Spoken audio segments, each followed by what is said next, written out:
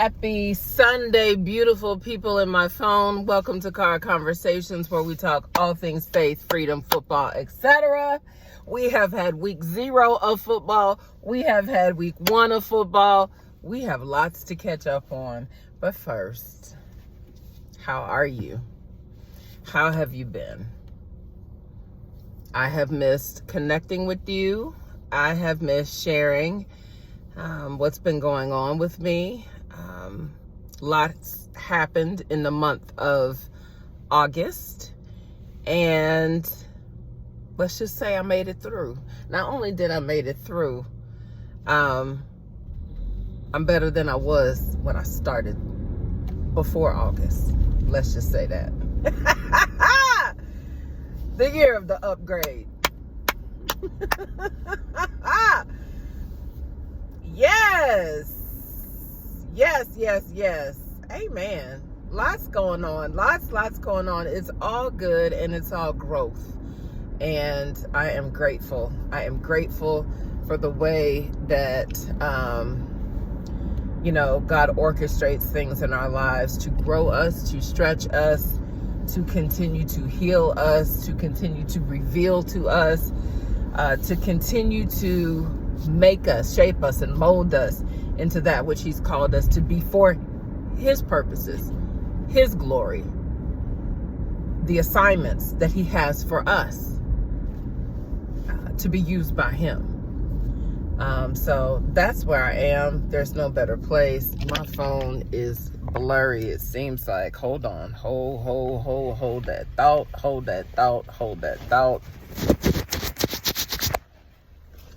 Get a little more clarity there. Let's just put that back on that there holder. I don't know why my mirror's in the way. It's all good. Week 0 did not disappoint. And I'm not even going to tell you that I did a video and just didn't get a chance to upload it because it's history now. But the fact that Georgia Tech took it to FSU in Ireland, like that was... chef's kiss. How they say? Chef's kiss. That's what that was. Only considering how Florida State was threatening our coach at the time, filed the lawsuit. They did all the things, y'all, to come to Alabama, at Alabama and Coach Nick Saban, because they felt that they should have made it into the playoffs over us. And then they lost their bowl game. Then they have at least 4 Alabama transfers after Coach Saban retired that went to FSU. Who balled out? At least 2 of them balled out. Roydell was balling out.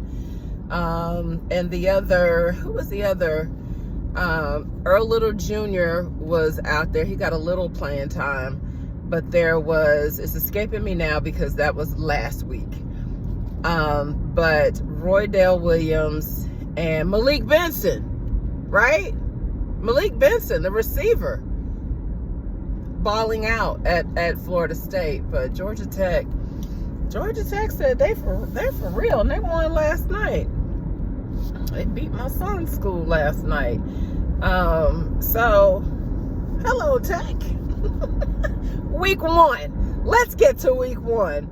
I'm in Atlanta, y'all know that, and so we had the was it called the Peach Bowl? It wasn't called the Peach Bowl. What was the Chick-fil-A kickoff? Maybe that's what it was. That was here yesterday with Georgia and Clemson. Now, I watched the first half of that game and had trouble staying awake. Defensive battle, okay. But I felt like Georgia was not playing up to Georgia standard at all. I really felt that way. I said, what's happening? You know what? They look very, very sluggish. And it's game one. And so the second half was a completely different game than the first half.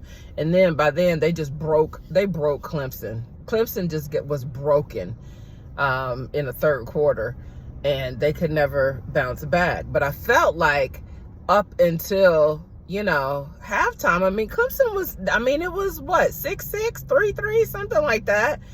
I mean, and don't quote me on that. Y'all know I don't remember numbers as well. But it was, it was anyone's game, right? My whole point is that it was anyone's game. Then Georgia, Kirby did what he needed to do in the halftime, in the locker room at the halftime speech, and they made the adjustments they needed to make. They came out all of a sudden with a whole different, aura. They came out with a completely different aura, which you love to see that kind of turnaround for a team, specifically because I believe that Georgia probably feels like there's something haunting them in the Mercedes-Benz Stadium. And that's to me, that's an accurate way to describe the first half of the game. That's it. It was like deja vu probably for them for multiple times that they've been in that stadium, and specifically the last time they were there. Okay. Great game. Carson Beck. We'll just see. Georgia has weapons. I mean, the kid Frazier. Like, what? Like, Georgia has a multitude of weapons. I don't even remember if Etienne ever got to play. I know he was suspended at least for the first half of the game. Honestly, after they started winning, I was flipping around looking at other games. So I don't know how much he got to play, if he got to play at all. But Georgia has a plethora of weapons. So they are the number one team. They will continue to be number one right now. And that was a great game. Texas A&M and Notre Dame last night. Like, I had to stay up and watch the end of that one. I love that for Marcus Freeman. Now, I'm gonna always want to root for the SEC, except for when someone like Marcus Freeman needs a big win. And while Notre Dame is ranked 7? I think they're ranked number 7, and Texas A&M was further down, maybe 20. Something. They're ranked. But to play at Kyle Field at night and do what he did, like, that's what I was like, you better show them that y'all are for real. I mean, we'll see how for real Notre Dame is as the season progresses. But that was a huge win for him, and I love to see it. Not to mention, I have an affinity for Notre Dame just because my high school alma mater, well, not the one I got my diploma from, but the one where I spent the most time before I had to move in Texas.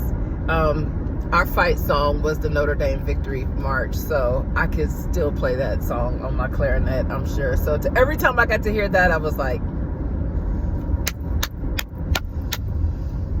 great game. Now, let's move to what I know. Auburn blew out Alabama A&M. Ole Miss. I didn't get to watch much of any of that game, really, but I saw the score and I saw some highlights. I mean, Ole Miss is going to be a team that we got to reckon with. And Tennessee. I mean, the SEC is pretty stacked this year. Texas. Now, it's week 1. The opponents were, for the most part, lesser quality opponents, so to speak. But I'm excited about the SEC. Whew. The SEC this year is going to be no joke, for real. Everybody has leveled up for the most part. Everybody has leveled up. What did South Carolina end up doing with who they were playing? How'd the Gamecocks do? Anyway, moving on to the Kalen DeBoer era that has officially begun in Tuscaloosa. It began back in January, but now it has officially begun with the first game under his belt. And I'll just say this. What a game to watch. What a fun game to watch as far as the explosiveness of the offense. Were there a lot of errors? Yes. Way too many penalties. And then when I saw those snaps, we had like at least 4 bad snaps. I said, nope, we're not doing this again. We're not doing this again. So I hope that was just pregame jitters, or first game jitters rather. But to see Milroe play free, that's what I was enjoying the most. And not just Milroe. Watching all of these guys out there playing so freely, I thought, man, you can tell it's a whole new vibe in Tuscaloosa. Saban did what Saban did, and he's, one of the greatest of all time, the greatest of all times as far as college football coaches is concerned, for what he accomplished. But that their styles, Kalen DeBoer and Coach Saban, are night and day. And you could see the looseness in which the players were playing. Like there was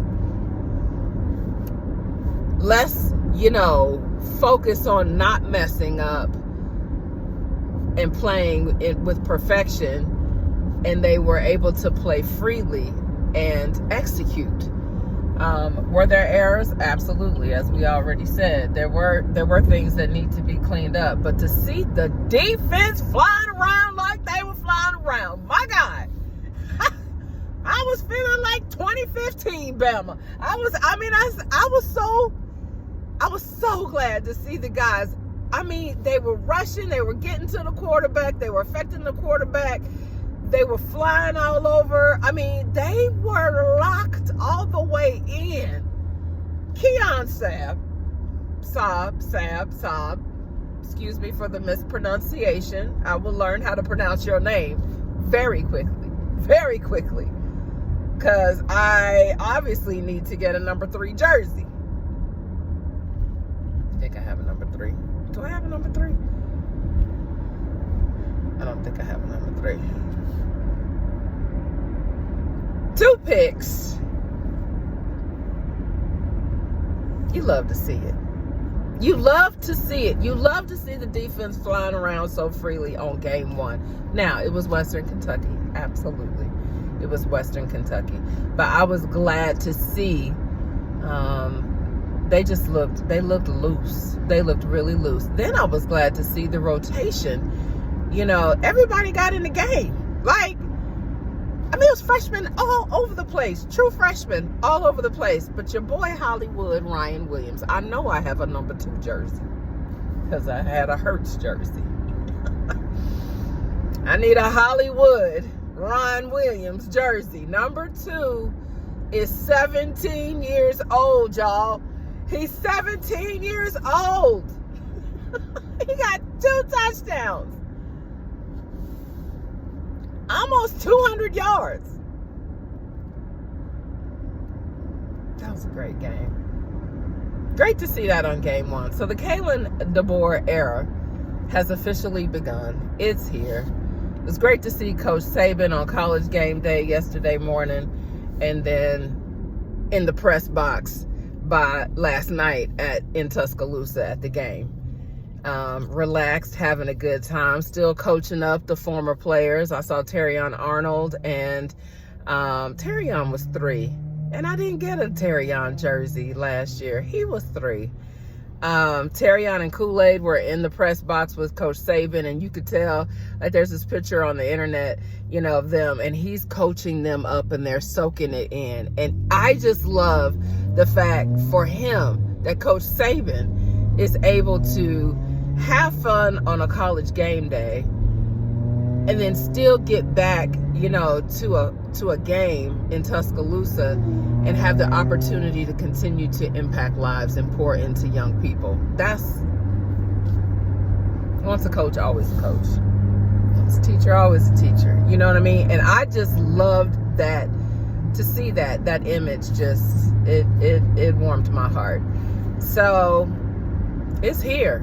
Great games yesterday. Is tonight LSU?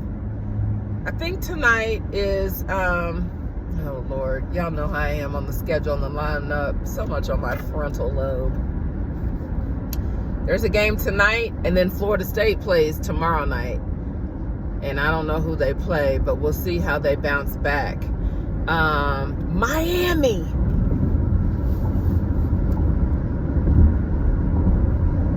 Come on, what's his name? What is the quarterback at Miami's name? Miami and Florida.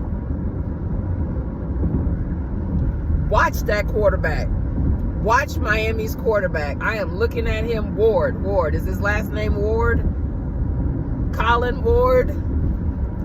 I don't know. I don't know his name. But that dude's locked in. Watch him. Watch him. Watch him. Watch him. That's all I'm going to say. It's only week 1, but just watch their starting quarterback. Poor Florida and Billy Napier. I mean, I feel worse for Dabo, but no, I can't even say I feel worse for Dabo, because I feel like Dabo not buying into the way that the culture of college football, has gravitated towards, has evolved to, is what's killing him and his team. He's gonna have to either get on board with the NIL and the transfer portal, or he's gonna have to get out of coaching and find something else to, do football related, whether it's being an analyst or whatever. But Billy Napier, I feel like this is maybe his final year. Will he make it through the season? Will Billy Napier make it through the season at UF? That's the question. That's the question right now. That quarterback at Miami, I was impressed. I was impressed with his poise. I was impressed with his play. I mean, you could just see his leadership. Like, he didn't want to, he's still, because they can have tablets now on the sideline, so he's still sitting on the bench. And I was watching that game live, and I saw that he was still sitting on the bench. And the team is looking at the tablet, reviewing the plays, and the team was going into the locker room because it was halftime, and some of the teammates was like, hey, let's go. He's locked in on a whole nother level, and his play proves it. Way too early Heisman watch. Way too early Heisman watch, but I like that kid. Okay, I think that's about it. Whoever plays, it's LSU today and FSU tomorrow. Whoever LSU plays today, I remember saying that's going to be a good game. It's a night game. I think it's in Baton Rouge, and you know how when it is when you play a night game in Baton Rouge, neat. Strange things happen in Baton Rouge. I think we probably have a night game in Baton Rouge this year. Anyway, I'm in my happy place. As you can tell, it's fall, the leaves are changing, and it's football season. I love y'all. Thank you for your time. Thank you for commenting and helping me with scores and names and things in the chat. Thank you for clicking the like button. Thank you for subscribing. Thank you for scrolling on by and sharing the content as you feel led to share the content. I pray this is September 1. I pray that this is the beginning of a new season for you, that you are walking in boldly and embracing all of the beautiful changes that are happening in your life. As the leaves are changing, as the weather is changing, so shall we embrace the beauty of change in our lives. Y'all stay winning. Y'all stay free.